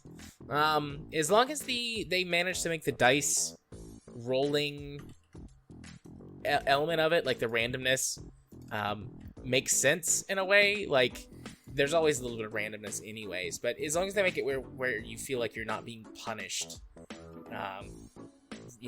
constantly by bad dice rolls. I can see this being a really interesting take on the city building and management genre. Looks cool. I like it. So I had to go a couple more because I got Dice Legacy just as you got it, along with a VR only title. So my next one is Webbed, a physics-based platformer where you're a spider going off on a cute adventure. And it's one of these games that, looking at the screenshots, it doesn't really show you what it is. This is one of those games you really have to see in motion. So take a look at some of the video on this. There's a lot of interesting things going on, a bit of wacky things going on. There's a lot of platforming, only you're shooting webs, Spider-Man around. You're fighting a giant crow and shooting at it. It's interesting. I don't like this. It's, as someone who doesn't like spiders, this is not for me. Yeah, but it's kind of a cute spider game. I mean, nope. There's no spiders? There's no such thing as a cute spider. But it sits and dances and swings its legs and... Nope, motherfucking spider. Nuke it from orbit. The game could be 11 out of 10. Must play for everyone except Jared. But that's okay. I mean, not everything has to be for me. Allegedly. Allegedly. I'm not poo-pooing over these game developers just because I don't like spiders. Yes, you are. Poo-pooing all over the spiders. Actually, no. Nope. Mm-mm. Anyways. Did you want to talk about it some more? No, I'm pretty much done on it. I mean, a cutesy physics-based kind of adventure platformer. Okay. 2D, by the way. I got Deathloop. Did you have Deathloop last week, or have I just heard so much about it this past week? I think you've just heard so much about it because I don't recall talking about it. People have been like hyping this game the fuck up. I mean, it's a first-person shooter that it's like two rival assassins trapped in a time loop. I remember it from E3 last year, I guess. Well, no, there was no E3 last year, so I guess it would have been this year. E3 this year. I mean, it is a neat concept for like sort of a Groundhog Day FPS, but it just looks super generic to me. Kind of trying to lean on its premise and its art style, and maybe that's enough for some people, and maybe there's some stuff that it's like you got to play it to, really understand. It does look like it has some severe performance issues right now. Yeah, so but that's also Bethesda for you. Yeah, I mean, maybe it's good, maybe it's not. I don't know, but it just doesn't look enticing to me. I assume it's coming to Game Pass at some point. Maybe eventually, because it's not on there right now, and it is a Bethesda published game, so since Microsoft owns Bethesda, it could have been in like some kind of deal that has to run out before it comes to Game Pass. But I assume it'll come to Game Pass at some point. Mm-hmm. And if I play it, that's when I'll play it. I'm not going to spend $50 or $60 on this. Yeah. So I'm skipping ahead because I had a couple real stinkers. This looks neat. This is my next one. I'm getting okay, so how about The Artful Escape? I believe that's what's coming to Game Pass pretty soon. Game Pass announced a dozen games coming out in the next couple weeks. A teenage guitar prodigy sets out on a psychedelic journey to inspire his stage persona and conflict the legacy of a dead folk legend. Right? Yeah. I mean, this looks trippy as hell. It does look that way, indeed. I don't recognize any of the names, at least offhand, but it's also kind of late, so... yeah, with the voice performances. Yeah. It might just be I'm uncool. Let's not pretend. Let me go look and see if I'm even but, remotely cool. Probably not, but let's go see if I'm even... Where does it have the voice cast? starring voice performances up there at the top under the badge of it. Starring voice performances. MTV series Teen Wolf, so the new one. Michael Johnston, Caroline Kinley, Lena Headey, Jason Schwartzman, Mark Strong, and Carl Weathers. I recognize a couple of those names, but like, if you follow that up with, well, what have they been in? I'm gonna say, I don't know. Let's go look at IMDb. Like, I do recognize a couple of those names from stuff, but probably just like I read it on a poster or somebody mentioned their name on a podcast I listened to. Yeah, I'm just looking up some of their names, and I don't think I've seen any of this. Let's see. Michael Johnston, Doc McStuffins, Willie, Academy of Magic, Star Wars Jedi Fallen Order, voice talent. But yeah, it looks like it's a musical 2D platformer mixed with like visual novel psychedelic trip. It's just weird. Yeah. But hey, if you want something different, well, there you go. Fucking okay. Carl Weathers, Apollo Creed in the Rocky films. A few other people: George Dillon and Predator, Jackson and Action Jackson. Oh, you went full Sean Connery. Oh shit! And he was in Mandalorian too. That's probably where I recognize him from most recently. He plays Grief Karga, which you haven't seen it, so that doesn't mean anything to you. But Ghosty Goo, if you're listening, maybe you're laughing at me because I think I should know that. But yeah, that's what he's from most recently. Not gonna lie, he doesn't look like anything like he did when he was, 40 years younger or whatever. Although, it would be unfair to expect him to do that. The only one that I recognize is Jason Schwartzman, so I'm going to Google him really quick, just because I have to now. Jason Schwartzman. Well, I can tell you by looking at his face, he was in Scott Pilgrim vs. the World. He was the seventh Evil X. Yeah. I watched that and I didn't place the name, but right. Yeah, he was on the Fargo TV series. He's been on a bunch of stuff, but most of it are things that I don't know anything about. But like, as soon as I saw his face, I'm like, oh, he's the seventh Evil X. Okay. Oh, The Hitchhiker's Guide to the Galaxy. He played Gag Halfront, whoever that is. Anyway. Right. Yep. Anyways, my next one is Animalia Survival. It's a survival simulator where you play an animal in, I guess, the African savannah. You can play, looks like lions, tigers, gazelle. Oh my. Some kind of like water buffalo. Looks like elephant. Looks like you have you get to pick your animal. You've got little abilities that you can use based on your animal. Like one of the ones they show off on the video is like a tiger. He's got some kind of scents that you can use that I guess is supposed to represent like maybe heightened sense of smell or something, tracking down an animal. Gotta survive, gotta hunt. Oh shit, that's a rhino fucking up a lion. Nice. It does have some mixed reviews. I had that pop up. It says early access PvP as well. Yeah, which I imagine player base issues. Yeah. Is it multiplayer only? Or does it have a single player mode? It says single player and MMO. That's odd.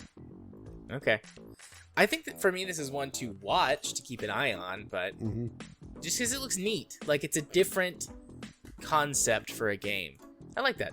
Okay, well, I'm having to dig deep in my discovery queue. Rec Room, a free-to-play VR supported but not required title where it's go in and create stuff, hang out.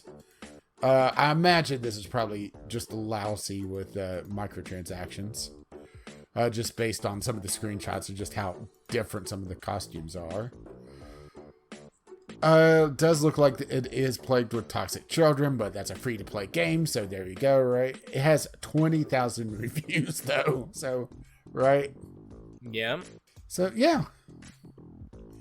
Game I never heard of, but then again, don't really pay attention to this sort of thing. Yeah. So I got this new series. Maybe you've heard of it, Final Fantasy. Got Final Fantasy 2.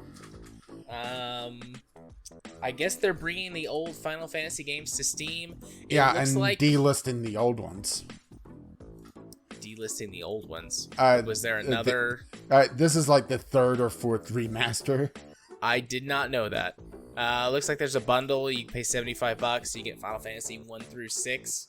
I guess the most current remaster. Mm-hmm. Yeah.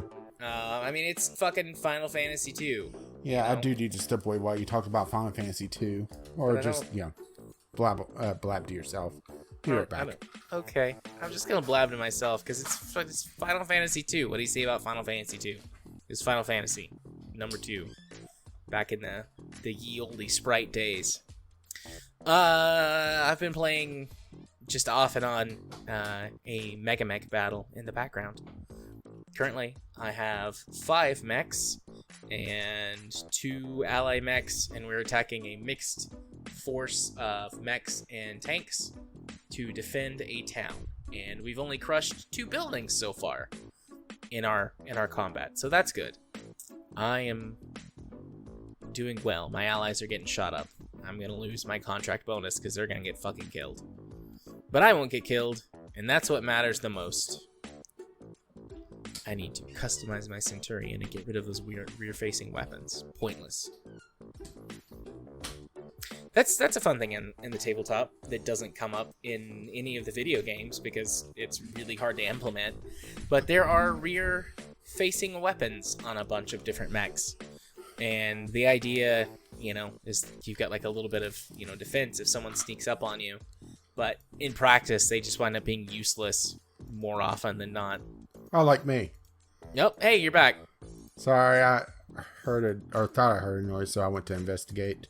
Oh, you're good. It didn't take me long to not talk about Final Fantasy 2. I think the cat was off doing something. Or most likely, at least. Yeah.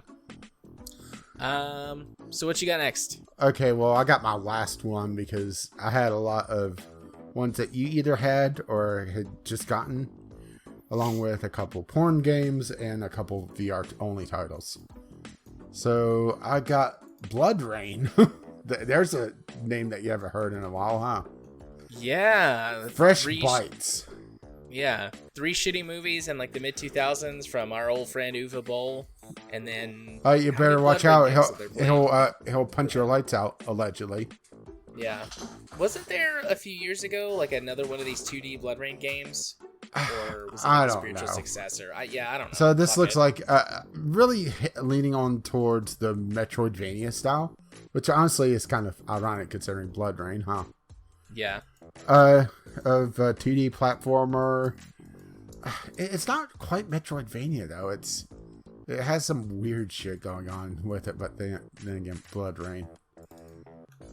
I mean, it actually doesn't look bad, but it doesn't have very many reviews, and it's also a $20 platformer, which you could get a lot better, right?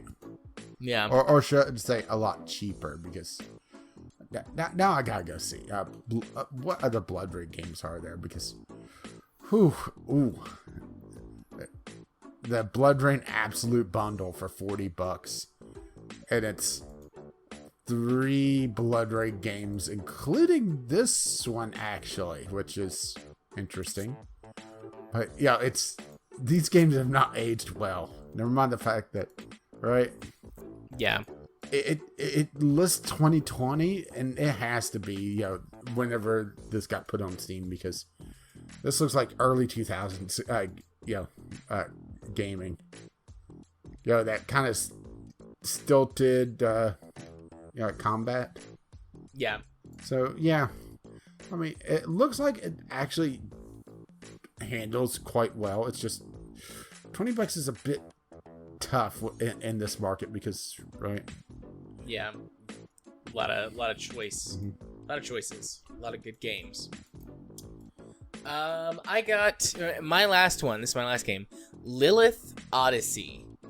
Looks adorable. Lead an alien family's migration across the cosmos. Casual flight sim mechanics combined with top-down planet survival action as you navigate a deadly open-world galaxy with 1,000+ explorable worlds. Advance your alien tech and economy. Fight for food and fuel. Get to Lilith, which I assume is a planet, at any cost. And it's got a really cute, minimalistic art style, and you're flying, at least in some of these screenshots, what I would best describe as a space minivan. And I love it. I'm going to buy this game, and I'm going to hug it and cherish it and hold it. Well, it's also early access. Yeah, unless it sucks, then I'm going to be sad. But I think, I mean, this seems like it's going to be extremely humorous. Like, you read the about the game, the great nacho wars have ended. It's like, okay, choose how you'll survive your harrowing space journey. And they call it Space Sailor. Space minivan.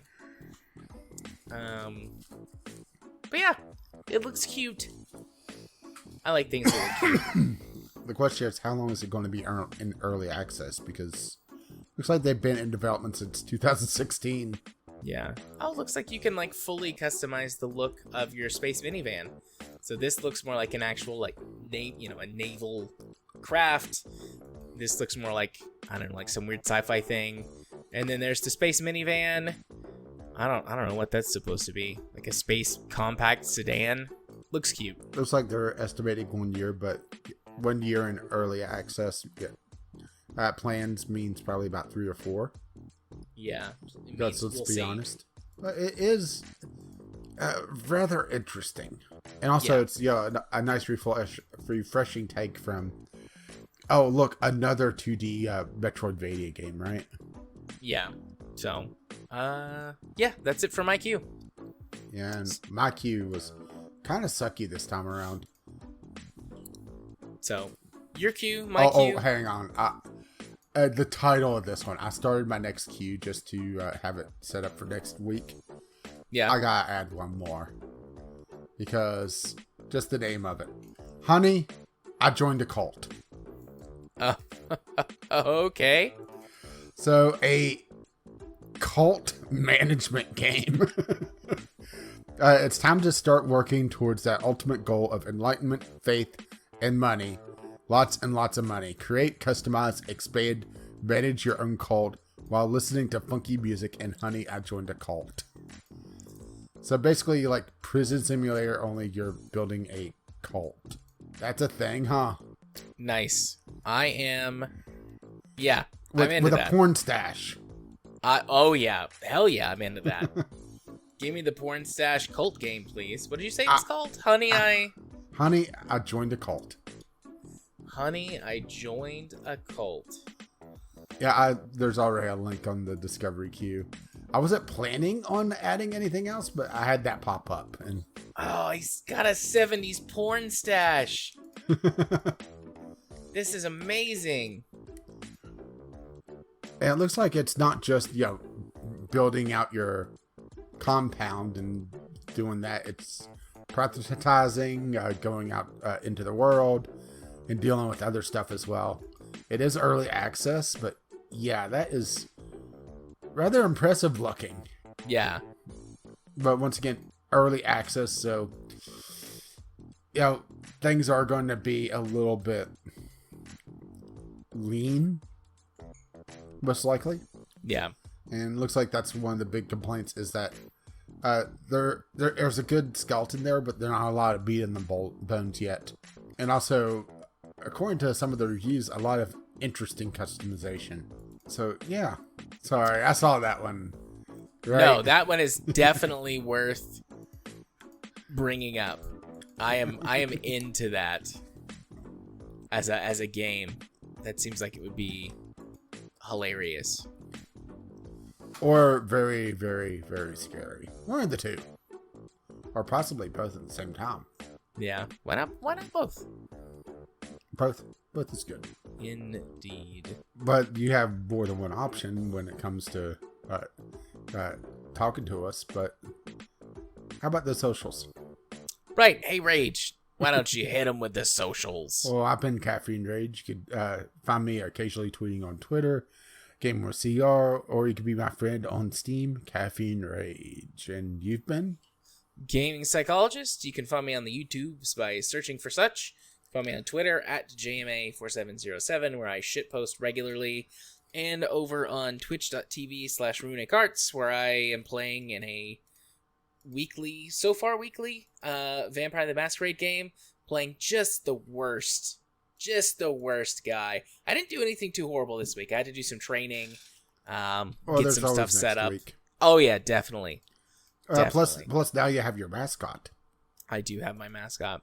Every Wednesday night though, is when we play at roughly 7:30 Eastern time.